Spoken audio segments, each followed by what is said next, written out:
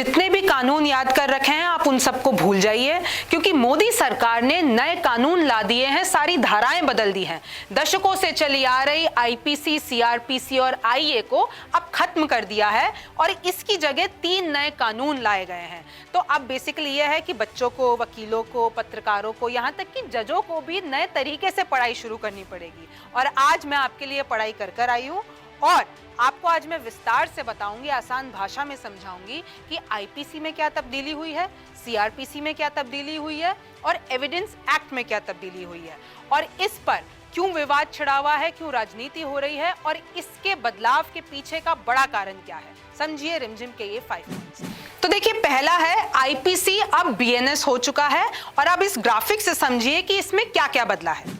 Indian penal code यानी IPC of 1860 अब भारतीय न्याय संहिता बिल 2023 हो गया है। अब राजद्रोह कानून में क्या क्या बदला है, तो राजद्रोह कानून की जगह देशद्रोह आ गया है। देश के खिलाफ टिप्पणी करने वालों पर अब उम्र कैद की सजा होगी। सांकेतिक, मौखिक या लिखित टिप्पणी भी अगर आपने की तो आपको उम्र कैद हो सकती है। अब धारा 124A की जगह धारा 150 लगेगी। 7 साल तक जेल या उम्र कैद आपको होगी। रेप कानून में क्या बदला है, अब अगर नाबालिग के साथ रेप किया होगा तो फांसी की सजा मिलेगी। गैंग रेप पर 20 साल की सजा और उम्र कैद होगी। अब धारा 376 को बदलकर 63, 64 और 70 कर दिया गया है। मैरिटल रेप को अब भी अपराध नहीं माना गया है। लव जिहाद में रेप पर 20 साल की जेल होगी और उम्र कैद होगी। रेप पीड़िता की अगर आपने पहचान कहीं भी शेयर की तो आपको 2 साल की जेल हो सकती है। अब मॉब लिंचिंग के नए कानून में क्या है, तो इसमें 7 साल की सजा होगी, उम्र कैद हो सकती है और फांसी भी हो सकती है। पहले मॉब लिंचिंग परिभाषित नहीं थी, लेकिन अब इस नए कानून में इसको परिभाषित कर दिया गया है। इसमें धारा 101 लगेगी। लिंचिंग का मतलब होता है जाति या धर्म के आधार पर किसी की हत्या कर देना, या तो वो 5 लोग हों या 5 से ज्यादा लोग हों जिन्होंने किसी एक की या कई लोगों की हत्या कर दी हो। अब हेट स्पीच के नए कानून में क्या है, तो धर्म के खिलाफ अगर आपने टिप्पणी की तो आपको 3 साल की जेल होगी। धार्मिक भावनाओं को किसी की आहत किया तो 1 साल की जेल। धार्मिक स्थल पर जुल्म किया तो 5 साल की जेल। झूठी खबर फैलाने पर 3 साल की जेल। अब न्याय संहिता में क्या नए प्रावधान पहली बार जोड़े गए हैं, तो छोटे अपराधों में अब सामुदायिक सेवा की सजा मिलेगी या आपको समाज सेवा दे दी जाएगी निपटारा करने के लिए। नए कानून में आतंकवाद को परिभाषित कर दिया गया है। पहली बार स्नैचिंग केस में अब कड़ी से कड़ी सजा मिलेगी। संगठित अपराध यानी सिंडिकेट क्राइम में अब मृत्यु दंड मिलेगा। हिट एंड रन केस में आपको 10 साल की जेल हो सकती है। अब दूसरा है कि सीआरपीसी में क्या क्या बदलाव हुए। अब सीआरपीसी से ये हो गया है बीएनएसएस। अब देखते हैं इसमें क्या बदला है। कोड ऑफ क्रिमिनल प्रोसीजर 1898 अब हो गया है भारतीय नागरिक सुरक्षा संहिता बिल। इस नए कानून के हिसाब से अब आप 0 एफआईआर कर सकते हैं, ईएफआईआर कर सकते हैं, यानी किसी भी क्षेत्र से आप अपनी एफआईआर दर्ज करा सकते हैं। पुलिस अगर गिरफ्तारी करती है तो उसको नोटिस देना जरूरी है। पुलिस को 90 दिनों का वक्त दिया जाएगा अपनी जांच पूरी करने पर, और अगर कोर्ट से वो परमिशन ले लेती है तो और 90 दिन दिया जाएगा। रेप केस में महिला अधिकारी ही पीड़िता का बयान रिकॉर्ड करेगी। जज को भी 30 दिनों का टाइम दिया जाएगा अपना फैसला देने के लिए। गवाह को सुरक्षा देने के लिए नई योजना बनाई जाए, ये ऐसा नए कानून में बोला गया है। भगोड़ों को 10 साल या उससे ज्यादा की सजा होगी और अब कोर्ट का ट्रायल बिना भगोड़े की वहां पे उपस्थिति पर भी हो सकता है। किसी भी सजा को 3 साल से घटाया नहीं जाएगा। इसका मतलब है अगर आपको फांसी की सजा मिली हुई है तो वो उम्र कैद में तब्दील हो जाएगी, उम्र कैद की मिली हुई है तो वो 7 साल में तब्दील हो जाएगी और 7 साल की मिली हुई है तो वो 3 साल तक तब्दील हो जाएगी।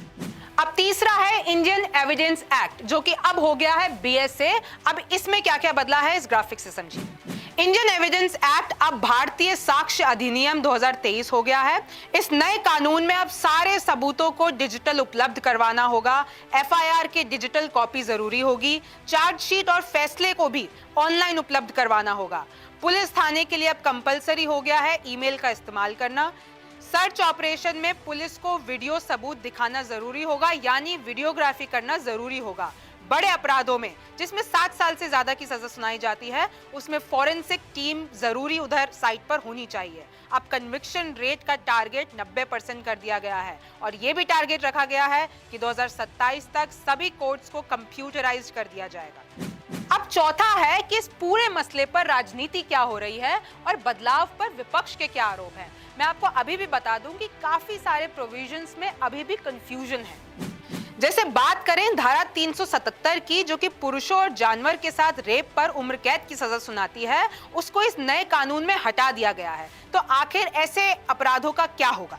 विपक्ष के वकील कपिल सिब्बल का कहना है कि राजद्रोह को हटाया नहीं गया है, देशद्रोह के नाम पर इसको और भयंकर बना दिया है। पुलिस को और ज्यादा शक्तियां दे दी गई हैं ताकि वो अपनी मनमानी कर सके। पुलिस को 90 दिनों तक किसी को भी हिरासत में रखने का हक है। बीजेपी चाहती है कि कोई विरोध में आवाज ही ना उठाए। अभिव्यक्ति की स्वतंत्रता को खत्म कर दिया गया है, ऐसे कांग्रेस के आरोप हैं। एक्सपर्ट बोल रहे हैं कि अब कई धाराओं में भ्रम होगा, कंफ्यूजन होगा, क्योंकि इतने सालों तक हम एक ही धारा पढ़ते हुए आ रहे हैं और अब अचानक से इतना बड़ा बदलाव सबको कंफ्यूज कर देगा। कांग्रेस का कहना है कि बीजेपी ने 2024 के चुनावों को मद्देनजर रखते हुए ये सारे बदलाव किए हैं। बीजेपी बस अपनी छाप छोड़ना चाहती है और राजनीति करना चाहती है और कुछ नहीं। पांचवा है कि बदलाव करने के पीछे बड़ा कारण कौन सा है, लेकिन उससे पहले आप ये जानिए कि कौन सी मुख्य धाराएं अब बदल चुकी हैं।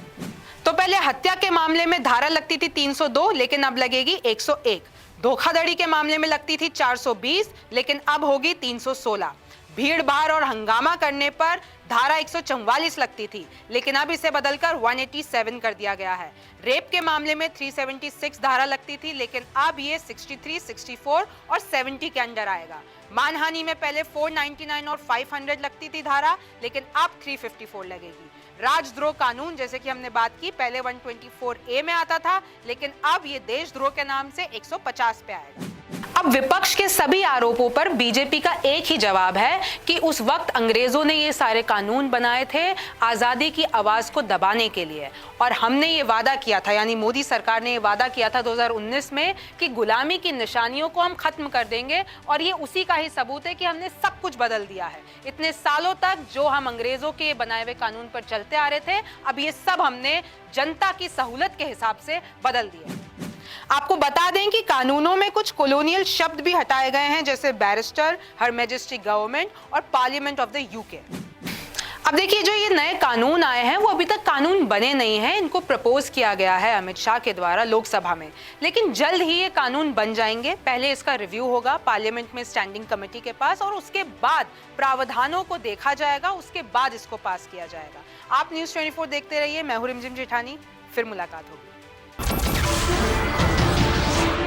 नमस्कार, मैं हूं मानक गुप्ता।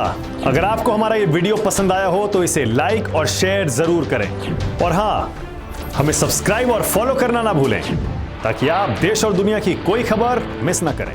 तो जुड़े रहिए हमारे साथ और देखते रहिए न्यूज़ 24।